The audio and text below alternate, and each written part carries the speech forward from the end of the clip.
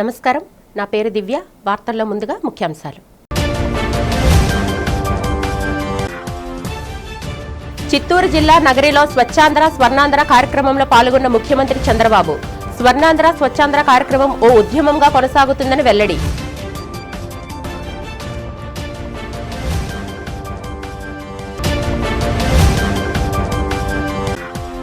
విశాఖలో పర్యటిస్తున్న ఆంధ్రప్రదేశ్ శాసనసభ public undertakings committee.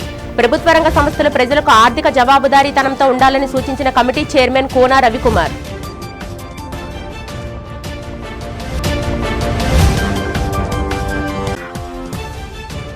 Association of small and medium newspapers of India ఆధ్వర్యంలో నగరంలో జరిగిన జర్నలిస్టుల ఉచిత వైద్య శిబిరం.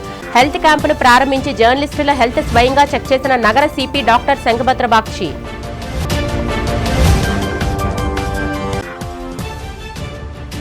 సింహగిరిపై కన్నుల పండుగగా జరిగిన సింహాద్రినాథుని నిత్య కళ్యాణంలో పాల్గొని స్వామివారిని దర్శించుకున్న భక్తజనం. ఏడాది క్రితం స్వర్ణాంధ్ర స్వచ్ఛాంధ్ర కార్యక్రమాన్ని ఓ ఉద్యమంగా ప్రారంభించినట్లు ఏపీ సీఎం చంద్రబాబు తెలిపారు. ఈ సందర్భంగా చిత్తూరు జిల్లా నగరిలో ఆయన పర్యటించి స్వర్ణాంధ్ర స్వచ్ఛాంధ్ర కార్యక్రమంలో ముఖ్య అతిథిగా పాల్గొన్నారు. ఈ సందర్భంగా ఏర్పాటు చేసిన కార్యక్రమంలో ముఖ్యమంత్రి మాట్లాడుతూ, ఇది ప్రభుత్వ కార్యక్రమం మాత్రమే కాదని మన జీవన విధానం కావాలని పిలుపునిచ్చారు. మనం పీల్చే గాలి స్వచ్ఛంగా ఉండాలి, పరిసరాలు పరిశుభ్రంగా ఉండాలి, మన ఆలోచనలు కూడా స్వచ్ఛంగా ఉండాలన్నారు. చెడు ఆలోచనలతో నేరస్తులు రాజకీయాలు చేస్తే ఏమవుతుందో చూసాం.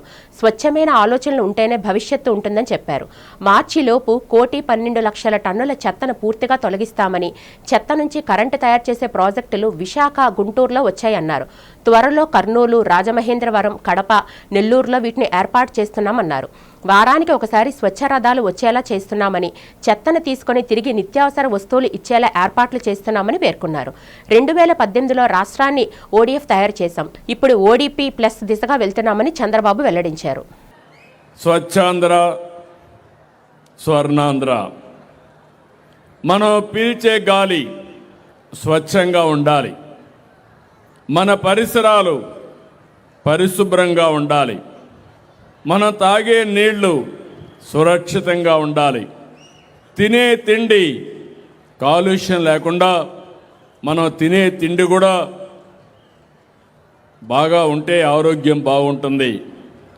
మంచి తిండి రావాలంటే, మంచి నీళ్లు దొరకాలంటే మనం వేసే పంటల భూమి కూడా స్వచ్ఛందంగా ఉండాలి. ఇవన్నీ చేయాలంటే మన ఆలోచనలు కూడా స్వచ్ఛంగా ఉండాలి. చెడు ఆలోచనలు పెట్టుకొని నేరస్తులు రాజకీయాలు చేస్తే ఏమవుతుందో మనం గతంలో చూసాం. అలాంటి స్వచ్ఛమైన ఆలోచనలు ఉంటే తప్ప ఈ రాష్ట్రానికి, ఈ దేశానికి భవిష్యత్తు ఉండదని చెప్పి కూడా నేను మీకు తెలియజేస్తున్నా. నేను ఒక లక్ష్యంతో మీ దగ్గరికి వస్తున్నా. వైఎస్ జగన్మోహన్ రెడ్డి త్వరం స్వయం అపరాధాలను కప్పిపుచ్చుకుంటూ తెలుగుదేశం ప్రభుత్వంపై అవాస్తవాలు మాట్లాడుతున్నారని కేంద్ర గ్రామీణాభివృద్ధి శాఖ సహాయ మంత్రి డాక్టర్ పెమ్మసాని చంద్రశేఖర్ విమర్శించారు. శంకర్ విలాస్ వద్ద రైల్వే పోర్షన్ డెమోలిషన్ పనులను స్థానిక మేయర్ కోవెలమూడి రవీంద్రతో కలిసి శుక్రవారం ఆయన పరిశీలించారు. ఈ సందర్భంగా మంత్రి మాట్లాడుతూ జగన్ వ్యాఖ్యలను తీవ్రంగా ఖండించారు. ల్యాండ్ రీసర్వేలో జగన్ సగం నిజాలే చెబుతున్నారని మంత్రి పేర్కొన్నారు. గత ప్రభుత్వ నిర్లక్ష్యం వల్ల కేంద్రం ఇచ్చే ఇన్సెంటివ్ నిధులు ఆగిపోయాయని, కూటమి ప్రభుత్వం వచ్చాక నిబంధనల ప్రకారం రికార్డులు సమర్పించి ఆ నిధులను సాధించుకున్నామని వివరించారు. ప్రజలు కొన్న భూముల్లో సర్వే రాళ్లపై, పాస్ పుస్తకాలపై జగన్ తన ఫోటోలు వేయించుకోవడం ఆయన బుద్ధికి నిదర్శనమన్నారు. ల్యాండ్ టైటిలింగ్ యాక్ట్ తెచ్చి భూములను కబ్జా చేసేలా వ్యవహరించడం వల్లే ప్రజలు వైసీపీని తిరస్కరించారని, ఇందులో క్రెడిట్ చోరీ ఏమీ లేదని స్పష్టం చేశారు. తెలుగుదేశం పార్టీ, చంద్రబాబు నాయుడు గారు, మేము ఆయన చేసిన కష్టాన్ని చోరీ చేస్తున్నామని చెప్పి ల్యాండ్ రికార్డ్స్, సర్వేసు, రీసర్వే మీద మాట్లాడారు. అయితే ఆయన మాట్లాడిన దాంట్లో పూర్తిగా కంప్లీట్ పిక్చర్ ఇవ్వకుండా మాట్లాడారు. ఈ ల్యాండ్ సర్వే, రీసర్వే, పాస్ పుస్తకాలు వీటన్నిటికి సంబంధించి మేము వారి మీద అబాండాలు వేసామని చెప్పారు లాస్ట్ ఎలక్షన్ ముందు. ఇందులో క్లియర్గా తెలుసుకోవాలి ప్రజలు కూడా, అందుకనే చెప్తా ఉన్నాను. ఇందులో మొత్తం 4 కాంపోనెంట్స్ ఉన్నాయి. మొదటి కాంపోనెంట్ వచ్చేటప్పటికి ల్యాండ్ సర్వే, రీసర్వే. ఇది central government programme. Jaganmohan Reddy గారి ప్రభుత్వం ఉన్నప్పుడే స్టార్ట్ అయింది. వాళ్ళు సర్వే, రీసర్వే చేశారు. ఎందుకంటే మొట్టమొదటి సర్వే బ్రిటిష్ కాలంలో చేశారు. ఇప్పుడు వాటన్నిటిని మోడర్నైజ్ చేసి, వన్ టైం డిజిటలైజ్ చేసి యాక్యురేట్గా చేయాలనేది చాలా విలేజెస్ సర్వే చేశారు. ఈ సర్వే చేసి డేటా అంతా కూడా సబ్మిట్ చేస్తే సెంట్రల్ గవర్నమెంట్ నుంచి ఇన్సెంటివ్గా అంటే మంచి పని చేస్తే గవర్నమెంట్ డబ్బులు ఇస్తూ ఉంది. అయితే 2-3 సంవత్సరాలు జగన్మోహన్ రెడ్డి గారు ఈ సర్వే చేసినా ఇన్సెంటివ్కి అప్లై చేయలేదు. ఇన్సెంటివ్కి ఎందుకు అప్లై చేయలేదంటే పూర్తిగా వర్క్ ఎండ్ టు ఎండ్ చేయలేదు. దేశంలోని నిరుద్యోగ యువతకు ఉపాధి అవకాశాలు కల్పించడమే తమ ప్రభుత్వ లక్ష్యమని కేంద్ర ఉక్కు భారీ పరిశ్రమల శాఖ మంత్రి భూపతిరాజు శ్రీనివాస్ వర్మ తెలిపారు. సాలగ్రామపురంలోని సాగరమాల కన్వెన్షన్లో 18వ రోజ్గార్ మేళా జరిగింది. ఈ మేళాలో ఉద్యోగాలకి ఎంపికైన అభ్యర్థులకు ఉద్యోగ నియామక పత్రాలను ఆయన అందజేశారు.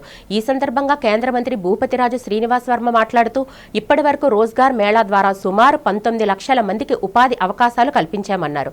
నిరుద్యోగ యువతకు ఉపాధి కల్పించాలనే లక్ష్యంతో ప్రధాని మోదీ ఈ మేళా కార్యక్రమాన్ని 2022 అక్టోబర్ 22న ప్రారంభించారని గుర్తు చేశారు. నాటి నుండి దిగ్విజయంగా ఈ కార్యక్రమాన్ని కొనసాగిస్తూ లక్షలాది మంది నిరుద్యోగులకు ఉపాధి అవకాశాలు కల్పిస్తున్నామని తెలియజేశారు. రాబోయే రోజుల్లో మరిన్ని ఉద్యోగాలను తమ ప్రభుత్వం భర్తీ చేస్తుందని కేంద్ర మంత్రి శ్రీనివాస్ వర్మ స్పష్టం చేశారు. ఈ కార్యక్రమంలో స్థానిక ప్రజాప్రతినిధులు, ఉన్నత అధికారులు పాల్గొన్నారు. జరుగుతున్నటువంటి రోజ్గార్ మేళా కార్యక్రమంలో భాగంగా నేను విశాఖపట్నం రావడం జరిగింది. ఏదైతే భారత ప్రధానమంత్రిగా నరేంద్ర మోడీ గారు బాధ్యతలు స్వీకరించాక ఏదైతే ప్రభుత్వ ఉద్యోగాల్లో వచ్చేటటువంటి ఖాళీలు ఏదైతే ఉంటాయో వాటిని త్వరితగతిన పూర్తి చేయాలనేటువంటి ఒక ఆలోచనలో భాగంగా ఒక మిషన్ మోడ్ సిస్టంలో ఏమాత్రం కూడా ఆలస్యం చేయకుండా ఉద్యోగాలు భర్తీ చేయడానికి పెద్ద ఎత్తున దేశంలో యువతకు ఉపాధి అవకాశాలు ఇవ్వడానికి ఈ రోజ్గార్ మేళా కార్యక్రమానికి శ్రీకారం చుట్టడం జరిగింది. 2022 అక్టోబర్ 22 నాడు మొట్టమొదటి రోజ్గార్ మేళా కార్యక్రమాన్ని నిర్వహించడం జరిగింది. ఇప్పటికి 17 రోజ్గార్ మేళాలు పూర్తి చేసుకోవడం, ఈరోజు దేశవ్యాప్తంగా 18వ రోజ్గార్ మేళా కార్యక్రమాన్ని నిర్వహించుకోవడం జరిగింది. గతంలో 17 రోజ్గార్ మేళాల్లో దాదాపు 11 లక్షల మందికి ఉపాధి కలిగితే ఇవాళ 18వ రోజ్గార్ మేళా ద్వారా దేశంలో 61,000 మందికి, దేశంలో 45 కేంద్రాల్లో 45 మంది కేంద్ర మంత్రుల యొక్క సమక్షంలో ఇవాళ అందరికీ కూడా నియామక పత్రాలు అందజేయడం జరిగింది. ఆంధ్రప్రదేశ్ శాసనసభ పబ్లిక్ అండర్టేకింగ్స్ కమిటీ శనివారం విశాఖపట్నంలో పర్యటించింది. ఈ పర్యటనలో భాగంగా విఎంఆర్డీఏ కార్యాలయం 3వ అంతస్తులో కమిటీ చైర్మన్ కోన రవికుమార్ నేతృత్వంలో కీలక సమావేశం నిర్వహించారు. ఈ సమీక్షలో కమిటీ సభ్యులు కుమార్ రాజా వర్మ, తెనాలి శ్రావణ్ కుమార్, గౌతు శిరీష పాల్గొని విభిన్న ప్రభుత్వ విభాగాల పనితీరును పరిశీలించారు. విఎంఆర్డీఏ, గిరిజన సహకార సంస్థ మరియు ఆంధ్ర యూనివర్సిటీ అధికారులతో నిర్వహించిన ఈ ప్రత్యేక సమావేశంలో ప్రధానంగా సంస్థల ఆర్థిక స్థితిగతులపై సుదీర్ఘ చర్చ జరిగింది. వార్షిక ఆర్థిక ప్రణాళికలు, ప్రభుత్వం కేటాయించిన నిధులు, వాటి వినియోగంపై కమిటీ ఆరా తీసింది. పెండింగ్లో ఉన్న ఆడిట్ అంశాలు, ఆర్థిక లావాదేవీల్లో పారదర్శకత, ఆడిట్ అభ్యంతరాల పరిష్కారంపై అధికారులకు కీలక సూచనలు చేశారు. ప్రజల సొమ్ము ప్రతి పైసా సద్వినియోగం కావాలని, నిబంధనలకు విరుద్ధంగా ఎలాంటి వ్యయాలు ఉండకూడదని కమిటీ స్పష్టం చేసింది. ప్రభుత్వ రంగ సంస్థలు మరింత సమర్థవంతంగా పనిచేస్తూ ఆర్థిక జవాబుదారీతనంతో ఉండాలని చైర్మన్ కోన రవికుమార్ ఈ సందర్భంగా ఆదేశించారు. ప్రజా సమస్యలపై పోరాడే అప్పలరాజుపై పిడి యాక్ట్ పెట్టి అరెస్టు చేయడాన్ని సిపిఎం నేత వైరాజు ఖండించారు. అప్పలరాజును అరెస్టు చేయడాన్ని నిరసిస్తూ సిపిఎం ఆధ్వర్యంలో జగదాంబ జంక్షన్లో ఆ పార్టీ నేతలు, కార్యకర్తలు వినూత్న రీతిలో నిరసన తెలిపారు. అప్పలరాజుపై పిడి యాక్ట్ ఎత్తివేయాలంటూ నినాదాలు చేస్తూ నిరసన తెలియజేశారు. ఈ సందర్భంగా సిపిఎం నాయకుడు వైరాజు మాట్లాడుతూ అప్పలరాజు పట్ల పోలీసులు అనుసరించిన తీరును ఖండించారు. నిరంతరం ప్రజల మధ్య ఉంటూ ప్రజా సమస్యల పరిష్కారానికి పోరాడే అప్పలరాజుపై పిడి యాక్ట్ పెట్టడం ఏంటని మండిపడ్డారు. ప్రభుత్వ తప్పిదాలను ప్రశ్నించే వారిపై అక్రమ కేసులు గ్రహించే విధానాలకు స్వస్తి పలకడాలని డిమాండ్ చేశారు. అప్పలరాజుపై పెట్టిన కేసులను ఉపసంహరించి తక్షణమే విడుదల చేయాలన్నారు. రైతుల నాయకుడు అప్పలరాజుని వెంటనే విడుదల చేయాలని, అలాగే బలవంతంగా రైతుల యొక్క భూముల్ని స్వాధీనపరచుకుంటాను దాన్ని ఆపాలని, ఈ 3 ప్రధానమైన డిమాండ్తో ఈరోజు ఇక్కడ ఈ కార్యక్రమం నిర్వహించడం జరుగుతుంది. ఈరోజు కేంద్రంలో మోడీ ప్రభుత్వం కానీ, రాష్ట్రంలో ఉన్న చంద్రబాబు నాయుడు ప్రభుత్వం కానీ ప్రజలు ఏవైనా ప్రభుత్వాన్ని ప్రశ్నిస్తే జైలుకి పెట్టే పద్ధతిలో ఈరోజు ప్రభుత్వం యొక్క పాలన సాగుతుంది. చంద్రబాబు నాయుడు గారు ఎంత దుర్మార్గుడంటే గతంలో విద్యుత్ ఆందోళనకారుల్ని ముగ్గురిని పట్టున పెట్టుకున్నారు. ఈరోజు అప్పలరాజు గారు చేసిన తప్పేంటి? అక్కడ 10,000 మంది మత్స్యకారులు, అలాగే రైతులు, దళితులు, పెద్ద ఎత్తున వేలాది మంది కుటుంబాలు వీధిన పడిపోయే పరిస్థితి ఉంది. ఉత్తరాంధ్ర భక్తుల కొంగు బంగారంగా విరాజిల్లుతున్న సింహాచలం క్షేత్రంలో శ్రీ వరాహలక్ష్మి నృసింహస్వామి వారి నిత్య కళ్యాణ మహోత్సవం అత్యంత వైభవంగా ఆధ్యాత్మిక శోభ నడుమ జరిగింది. సింహగిరిపై వెలిసిన స్వామివారి సన్నిధిలో జరిగిన ఈ దివ్య పరిణయ క్రతువు భక్తులకు కన్నుల పండుగగా నిలిచింది. దేవస్థానంలో నిర్వహించే ఆర్జిత సేవల్లో అత్యంత విశిష్టమైనదిగా భావించే ఈ నిత్య కళ్యాణాన్ని ఆలయ అర్చక స్వాములు పంచారాత్రగమ శాస్త్ర విధానంలో సకల వైష్ణవ సంప్రదాయాలను అనుసరించి నిర్వహించారు. కళ్యాణ మండపంలో వేద మంత్రాలు మార్మోగుతుండగా ఉభయ దేవేరులైన శ్రీదేవి, భూదేవి అమ్మవార్ల సమేతంగా ఉత్సవమూర్తి అయిన గోవిందరాజస్వామి వారిని మండపంలో దివ్యంగా అధిష్ఠింపచేశారు. విశ్వక్సేనారాధన, పుణ్యవచనాలతో ప్రారంభమైన ఈ క్రతువులో అర్చక స్వాములు భక్తుల గోత్రనామాలతో సంకల్పం చేసి అంకురార్పణ గావించారు. అనంతరం స్వామివారికి, అమ్మవార్లకు కంకణధారణ, నూతన యజ్ఞోపవీత సమర్పణ వంటి వైదిక కార్యక్రమాలు శాస్త్రోక్తంగా జరిగాయి.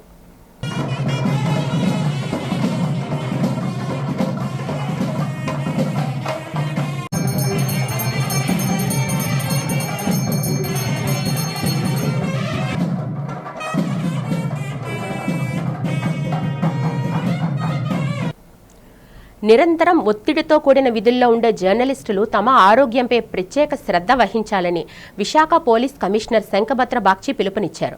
నగరంలో సాయిరాం రిడ్జ్ కంఫర్ట్లో association of small and medium newspapers of India మరియు మాధవ్ బాగ్ అడ్వాన్స్ ఆయుర్వేద హాస్పిటల్ సంయుక్త ఆధ్వర్యంలో జర్నలిస్టుల కోసం ఏర్పాటు చేసిన ఉచిత గుండె వైద్య చికిత్స శిబిరాన్ని ఆయన ప్రారంభించారు.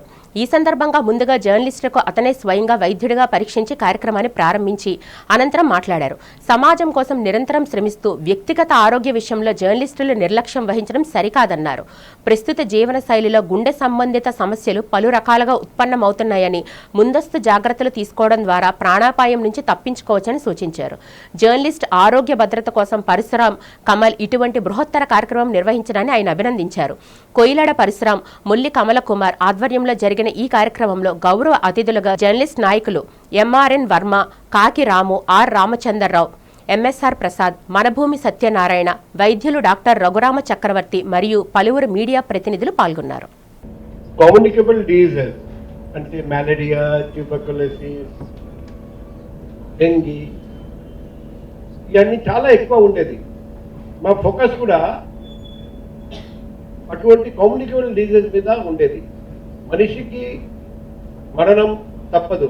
ఆ మరణానికి కారణం చూస్తే 3 ముఖ్యమైన కారణాలు. ఒకటి నాన్ కమ్యూనికబుల్ డిసీజెస్, అందులో heart diseases, diabetes related diseases, cancer. ఇవే ఈ 3 ముఖ్యంగా మనకు కనిపిస్తున్నాయి. Heart attack, brain stroke, cancer. అది కాకుండా ఇప్పుడు కొత్తగా స్టార్ట్ అయింది మల్టీ డ్రగ్ రెసిస్టెంట్ ఇన్ఫెక్షన్, అక్కడ నుండి మల్టీ ఆర్గన్ ఫెయిలియర్, తర్వాత మరణం. అది రాత్రి ఇన్సిడెంట్ అయినా ఎర్లీ మార్నింగ్ అయినా పేరుకి అందరికీ పని గంటలు ఉంటాయి. జర్నలిస్ట్కి, పోలీస్ డిపార్ట్మెంట్కి, డాక్టర్లకే ఉండవు. అది నిర్దిష్టమైనటువంటి పని గంటల్లో ఇన్సిడెంట్ ఎప్పుడు అవుతే అప్పుడు వెళ్ళాల్సిందే. అది ఫ్లాష్ న్యూస్ పేరుతోనా, ఎలక్ట్రానిక్ మీడియా, రోజున్నటువంటి అలాంటి పని ఒత్తిడిలో ఉంటాం. ఇది ఒక సామాజిక బాధ్యతతో చేసేటువంటి ప్రొఫెషన్స్. పోలీస్ డిపార్ట్మెంట్ అవుతాయి, ఈవెన్ డాక్టర్ ప్రొఫెషన్ అవుతాయి, మన ప్రొఫెషన్. సో ఇలాంటి సందర్భాల్లో ఈ ఇద్దరి సహకారంతో జర్నలిస్టులకి ఒక చిన్న ప్రయత్నం చేయడం అనేది అభినందనీయం. అంటారు యూనియన్ల పేరుతో లేదంటే ఇంకో పేరుతో. జనరల్గా జర్నలిస్టులు అంటే రిలీజియస్ కానీ, రీజనల్ కానీ, క్యాస్ట్ కానీ, ఏవి యూనియన్స్ కానీ నో బాన్. జర్నలిస్ట్ అనేటువంటి వాడు జర్నలిస్ట్, సమాజంగా పనిచేసేటువంటి వాడు. జనరల్గా ఏంటంటే హెల్త్ ఇష్యూస్ వచ్చే కొందికి ఇక్కడ అన్ని పక్కన పెట్టి మనం కలిసి పనిచేయాల్సినటువంటి అవసరం ఉంది. ఆ దిశగా మనం ముందుకెళ్తాం. ఎందుకంటే యూనియన్లు అనుకున్నప్పుడు ఒక కొత్త పత్రిక ఉంటుంది. ఆ పత్రికలో ఉన్నటువంటి వాళ్ళే యూనియన్లో ఉండాలంటే అవ్వదు. అన్ని పత్రికలు కలిసి ఉంటేనే అది యూనియన్ అందంగా ఉంటుంది. సేవా దృక్పథం, సంక్షేమ నినాదమే మంత్రి నారా లోకేష్ లక్ష్యమని, ఆ మార్గంలోనే తామంతా ముందుకు సాగుతున్నామని దక్షిణ టీడీపీ ఇన్ఛార్జ్ ఎన్టీఆర్ వైద్య సేవ చైర్మన్ సీతంరాజు సుధాకర్ పేర్కొన్నారు. 41వ వార్డులో టీడీపీ స్థానిక అధ్యక్షుడు ఐతి మధు ఆధ్వర్యంలో మంత్రి లోకేష్ జన్మదిన వేడుకలు జ్ఞానాపురం మదర్ తెరిసా వృద్ధాశ్రమంలో ఘనంగా నిర్వహించారు. ఈ కార్యక్రమానికి సీతంరాజు సుధాకర్ ముఖ్య అతిథిగా పాల్గొని ముందుగా వృద్ధులకు పళ్లు పంపిణీ చేశారు. అనంతరం ఆయన మాట్లాడుతూ ప్రజా సంక్షేమమే పరమావిధిగా నిరంతరం రాష్ట్ర ప్రయోజనాల కోసం పరితపించే నాయకుడు నారా లోకేష్ అన్నారు. పుట్టినరోజు వేళ వికృత క్రీడలకు తావు లేకుండా సేవా కార్యక్రమాలు మాత్రమే చేయాలని నారా లోకేష్ పిలుపునివ్వడం లోకేష్ ఆలోచన విధానానికి అద్దం పడుతుందని స్పష్టం చేశారు.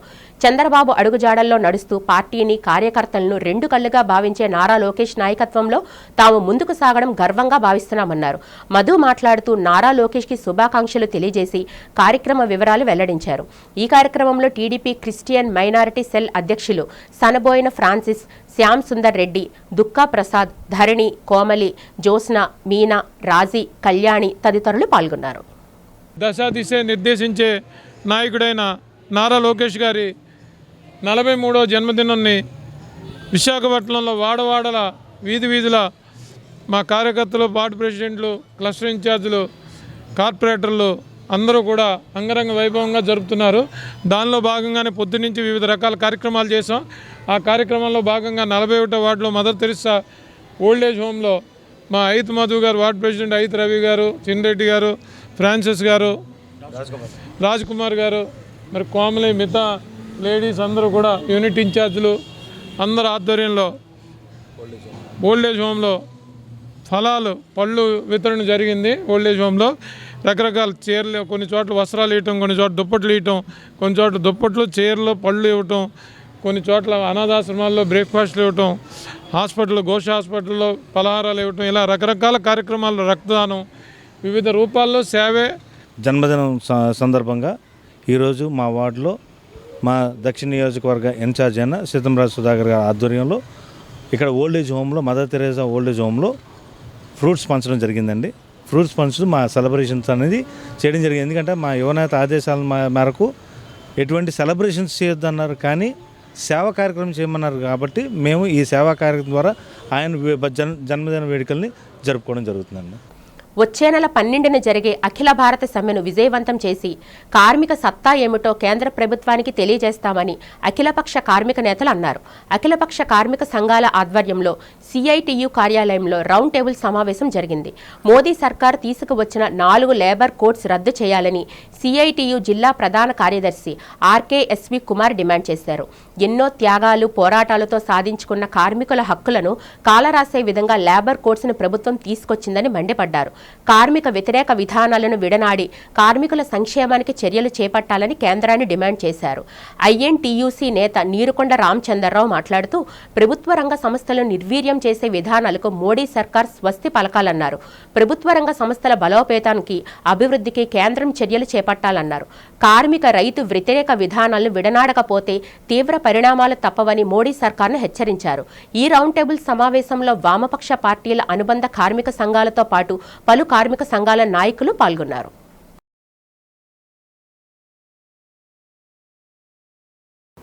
అఖిలపక్ష కార్మిక సంఘాల ఆధ్వర్యంలో ఫిబ్రవరి 12వ తారీఖున దేశవ్యాప్తంగా సమ్మె చేయాలని ఇప్పటికే దేశవ్యాప్తంగా ఉన్న 11 కేంద్ర కార్మిక సంఘాలు పిలిపివ్వడం అనేది జరిగింది.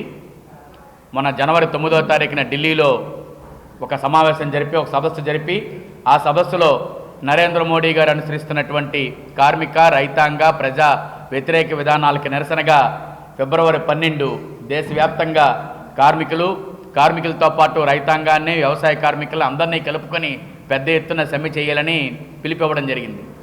దీనికి ముఖ్య కారణం కార్మికులు పోరాడి సాధించుకున్నటువంటి కార్మిక చట్టాలు ఏవైతే ఉన్నాయో, బ్రిటిష్ కాలం నాటి చట్టాలను కూడా ఈ రోజున 29 చట్టాలని 4 లేబర్ కోడ్స్గా మార్చి కార్మికులను ఏ హక్కులు లేకుండా పూర్వం బానిసల్లాగా చేసే విధంగా కార్మిక చట్టాలన్నింటినీ మార్పు చేసింది. యజమాని తాలూకా దయాదాక్షిణ్యాల మీద కార్మికులు ఆధారపడేటట్టు చేస్తుంది.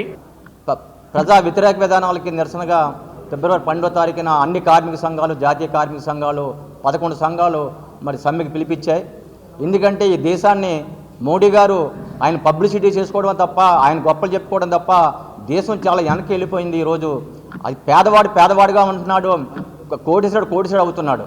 ఈరోజు దేశంలో ఉన్న సంపద అంతా కూడా ఈ లక్షల కోట్లన్నీ కూడా కార్పొరేట్ సంస్థలకి అబ్బపెట్టాలని చెప్పి ప్రభుత్వ రంగ సంస్థలు, ఆ రోజు జవహర్లాల్ నెహ్రూ గారు ప్రభుత్వ రంగ సంస్థలు అంటే ప్రజల ఆస్తి, ఆ లాభాలు ప్రజలకు రావాలని చెప్పి ప్రభుత్వ రంగ సంస్థలు స్థాపిస్తే ఆ సంస్థలన్నీ కూడా అమ్మేయాలని చెప్పి మరి ఆయన కంకణం కట్టుకొని మా పాలసీ ఇది, ప్రభుత్వ రంగం సంస్థ ఉండకూడదని చెప్పి, వాళ్ళకున్న పనిచేసే కార్మికులు కూడా ఉండకూడదని చెప్పి ఈరోజు మరి కార్మిక వ్యతిరేక విధానాలు చేస్తున్నారైనా.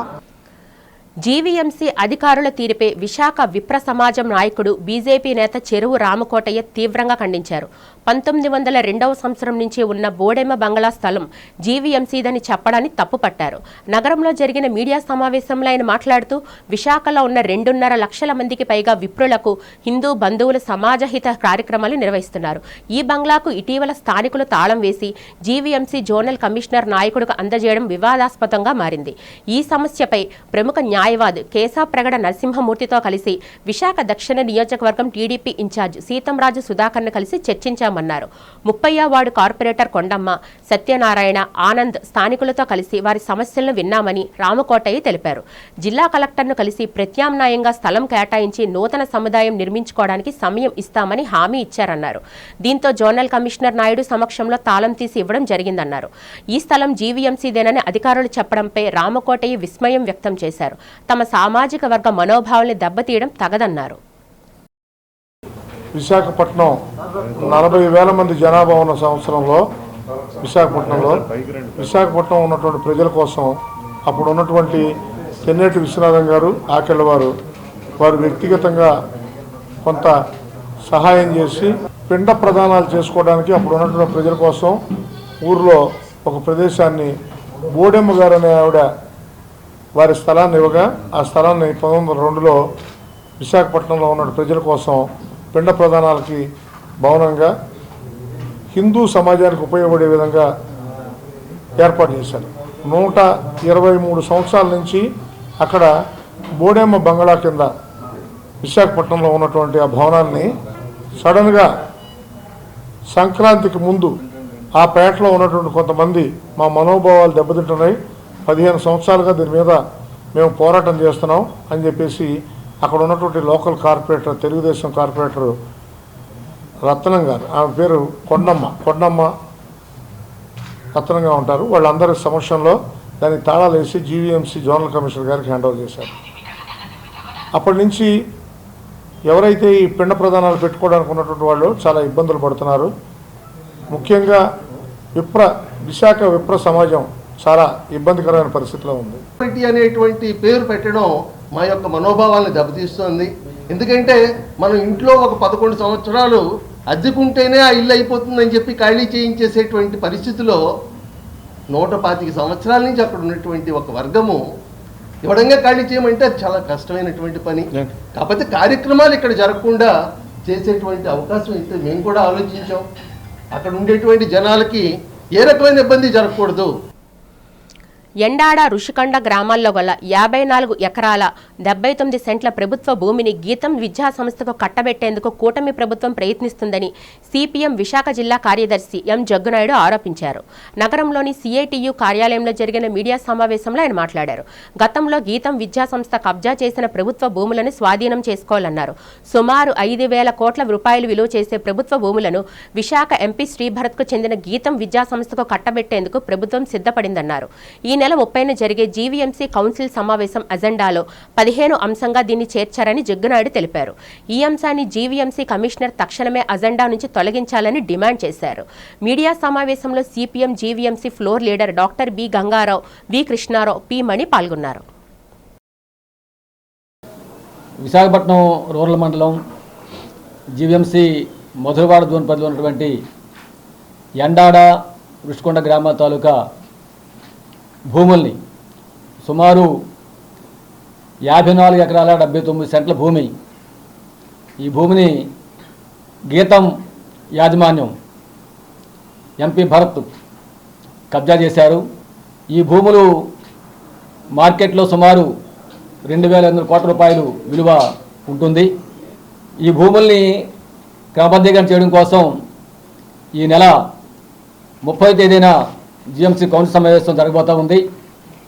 ఈ కౌన్సిల్ సమావేశంలో 15వ నెంబర్ పాయింట్గా అంశంగా ఎజెండాలో పొందుపరిచారు.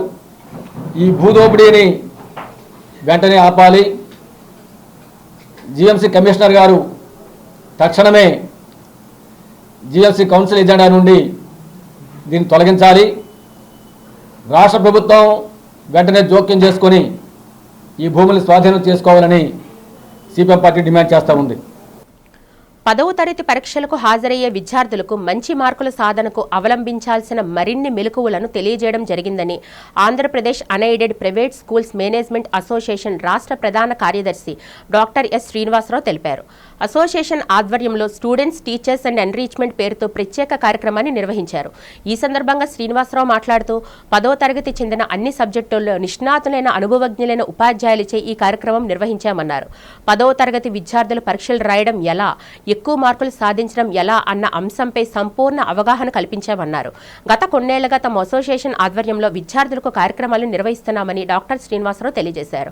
అసోసియేషన్ విశాఖ జిల్లా అధ్యక్షులు ఎంవివి సత్యనారాయణ మాట్లాడుతూ తమ అసోసియేషన్ నిర్వహించిన కార్యక్రమాల వల్ల గతంలో విద్యార్థులు మంచి ఫలితాలు పొందారని చెప్పారు. 10వ తరగతి పరీక్ష రాసే విద్యార్థులు అత్యున్నత మార్కులు సాధించేందుకు తమ అసోసియేషన్ రాష్ట్ర వ్యాప్తంగా ఈ తరహా కార్యక్రమాలను నిర్వహిస్తుందని సత్యనారాయణ తెలియజేశారు. ఈరోజు Apusma Andhra Pradesh private unaided schools management వారు నిర్వర్తిస్తున్న స్టూడెంట్ ఎన్రిచ్మెంట్ ప్రోగ్రామ్ని ఏర్పాటు చేయడం జరిగింది. ఈరోజు student enrichment programme for 10th class students Apusma ప్రతి సంవత్సరం నిర్వహిస్తున్న SCP student enrichment programme, MEP management enrichment programme, TEP teacher enrichment programme, ఇలా రకరకాల ప్రోగ్రామ్స్ని మేము ఏర్పాటు చేయడం జరుగుతుంది. దాంట్లో భాగంగా ఈరోజు ఎస్సిపి ప్రోగ్రామ్ ఏర్పాటు చేయడం జరిగింది. ఈ ఎస్సిపి అంటే ముఖ్యంగా 10th క్లాస్ అనేది ఒక పర్మనెంట్ సర్టిఫికెట్. ఒక పర్మనెంట్ సర్టిఫికెట్స్ని ఏ రకంగా ఇంకా పదిలంగా ఉంచుకోవాలి అనే ఆలోచనతో ఒక సబ్జెక్ట్ నిష్ణాతులను తీసుకొచ్చి సబ్జెక్ట్ ఎక్స్పర్ట్స్ బుక్స్ రైటర్స్ కానీ వాల్యూయర్స్ కానీ ఇలా తీసుకొచ్చి వాళ్ళ ద్వారా స్టూడెంట్స్కి టిప్స్ అండ్ టెక్నిక్స్ తెలియజేసి తద్వారా ఒక గుడ్ స్టూడెంట్స్ని గ్రేట్ స్టూడెంట్స్గా మార్చడానికి ఈరోజు ఎంతో దోహదపడుతుంది. 2009 నుండి కూడాను అపుస్మా 10th క్లాస్ స్టూడెంట్స్ని దృష్టిలో పెట్టుకుని సబ్జెక్ట్ ఎక్స్పర్ట్స్ తోటి, స్టేట్ రిసోర్స్ పర్సన్స్ తోటి మేము ఈ teacher enrichment programme, student enrichment programme, management enrichment programme లాంటివి నిర్వర్తిస్తున్నాం. అలా దానిలో భాగంగా ఈ స్టూడెంట్ ఎన్రిచ్మెంట్ ప్రోగ్రామ్ అనేది 10th స్టూడెంట్కి బాగా ఎక్కువ స్కోరింగ్ చేయడానికి, వాళ్ళకి ఏమైనా రకరకాల డౌట్స్ ఉంటే బిఫోర్ గోయింగ్ టు ఎగ్జామినేషన్ అన్ని డౌట్లు క్లియర్ చేయడం కోసం స్టేట్ రిసోర్స్ పర్సన్స్ అన్ని సబ్జెక్ట్స్ సంబంధించిన వాళ్ళు మార్నింగ్ టు ఈవినింగ్ వాళ్ళ డౌట్స్ క్లియర్ చేస్తారు. అలాగే ఎగ్జామినేషన్ రాసే ముందు ఎట్లా అటెంప్ట్ చేయాలనే దాని మీద అనుభవం ఉన్నటువంటి టీచర్స్ చెప్పడం వల్ల తప్పనిసరిగా రెగ్యులర్ టీచర్ కంటే కూడా ఒక కొత్త వాతావరణంలో వాళ్ళు ఒక రోజంతా ఈ వర్క్షాప్ జరుగుతుంది. కార్పొరేట్ సంస్థలు సామాజిక సేవలో భాగంగా ముందుకు రావడం ఎంతైనా అవసరం ఉందని 3వ పట్టణ ట్రాఫిక్ సీఏ అమ్మినాయుడు అన్నారు. వాల్తేరు సమీపంలో శాంతి ఆశ్రమంలో TVS Apache human rights council సంయుక్త ఆధ్వర్యంలో శుక్రవారం విద్యార్థులకు స్టడీ మెటీరియల్ అందజేశారు. ఈ కార్యక్రమానికి ముఖ్య అతిథిగా హాజరైన అమ్మినాయుడు మాట్లాడుతూ విద్యార్థుల జీవితంలో 10వ తరగతి పరీక్షలు ఒక కీలకమైన మలుపుగా అభివర్ణించారు. అయితే ఎలాంటి ఆందోళనకు గురికాకుండా పరీక్షలకు సిద్ధం కావాలని సూచించారు. మంచి మార్కులతో పరీక్షలో ఉత్తీర్ణత సాధించాలని ఆకాంక్షించారు. అనంతరం హ్యూమన్ రైట్స్ కౌన్సిల్ ప్రతినిధులు కట్టా మల్లేశ్వరరావు, మంజుల మాట్లాడారు. ఈ కార్యక్రమంలో టీవీఎస్ టెరిటరీ మేనేజర్ రవికిరణ్, ఆశ్రమ పాఠశాల ఉపాధ్యాయులు, సిబ్బంది, పెద్ద సంఖ్యలో విద్యార్థులు పాల్గొన్నారు. ఎవరైతే ఇప్పుడు 10th క్లాస్ అవుతున్నారు, 10th క్లాస్ విద్యార్థులకి ఏంటంటే వారి పరీక్షలు దగ్గర పడుతున్నాయి కాబట్టి వారికి రాసుకోవడానికి ప్యాడు, అలాగే పెన్ను, దానికి ఏవైతే అవసరం ఉందో అటువంటి వస్తువులన్నీ కూడా డొనేట్ చేస్తాము. టీవీఎస్ అపాచీ ముందుకొచ్చి కొలాబరేట్ అయ్యి, అలాగే మా హ్యూమన్ రైట్స్ ఈ సోషల్ యాక్టివిటీస్తో పాల్గొని, అలాగే పిల్లలు కూడా చాలా డిసిప్లైన్గా ఉన్నారు. First of all discipline is the foundation of the education. అది చాలా చక్కగా మిగతా ఎడ్యుకేషనే కాకుండా మిగతా సోషల్, స్పోర్ట్స్ వాటన్నిటిలోని కూడా ముందుకు రావాల్సిందిగా మా హ్యూమన్ రైట్స్ తరపు నుంచి ఆల్ ది బెస్ట్ చెప్తున్నాం. ఇన్స్పెక్టర్ అమినాయుడు గారు, అలాగే HRCA human rights council for India and zonal HR మరి మంజులా మేడం గారు, అలాగే ఈ కార్యక్రమానికి వచ్చేసినటువంటి అందరికీ కూడా పేరు పేరు ధన్యవాదాలు తెలియజేస్తున్నాను. ఈ రోజు ఇంత మంచి కార్యక్రమం జరగాలి అనేటువంటి ఆలోచన మరి రవికిరణ్ గారికి రావడం అనేది చాలా అదృష్టంగా భావిస్తాం. వార్తలు ముగించే ముందు ముఖ్యాంశాలు మరొకసారి చూద్దాం. చిత్తూరు జిల్లా నగరిలో స్వచ్ఛాంధ్ర స్వర్ణాంధ్ర కార్యక్రమంలో పాల్గొన్న ముఖ్యమంత్రి చంద్రబాబు. స్వర్ణాంధ్ర స్వచ్ఛాంధ్ర కార్యక్రమం ఓ ఉద్యమంగా కొనసాగుతుందని వెల్లడి.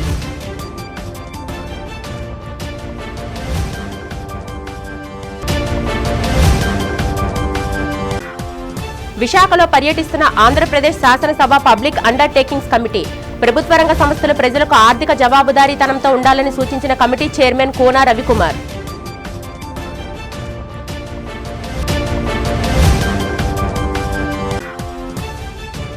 Association of small and medium newspapers of India ఆధ్వర్యంలో నగరంలో జరిగిన జర్నలిస్టుల ఉచిత వైద్య శిబిరం. హెల్త్ క్యాంపును ప్రారంభించి జర్నలిస్టుల హెల్త్ స్వయంగా చెక్ చేసిన నగర సిపి డాక్టర్ శంఖభద్ర బాక్షి.